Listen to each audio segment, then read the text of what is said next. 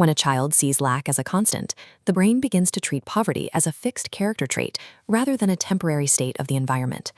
This creates an internal script where success feels like something reserved for a different class of people. Over time, the individual begins to believe that wealth is an unnatural state for them. This illustrates the neurological paradox. The human brain evolved to prioritize what is predictable. Because it prefers a known struggle over an unknown opportunity, desire for safety triggers subconscious sabotage, pulling the person back into familiar poverty.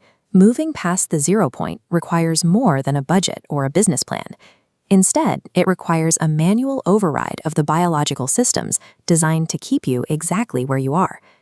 Escaping this state requires a total mental renovation. The version of the self that was built to survive in poverty must be discarded. This graph illustrates the long-term impact of delayed gratification. While the path of immediate comfort provides a small, early spike, it quickly plateaus. The path of delayed reward requires an initial sacrifice of comfort, but eventually leads to a much higher trajectory. That initial dip represents a high tolerance of uncertainty. It is the period where effort is high, but the rewards haven't manifested yet.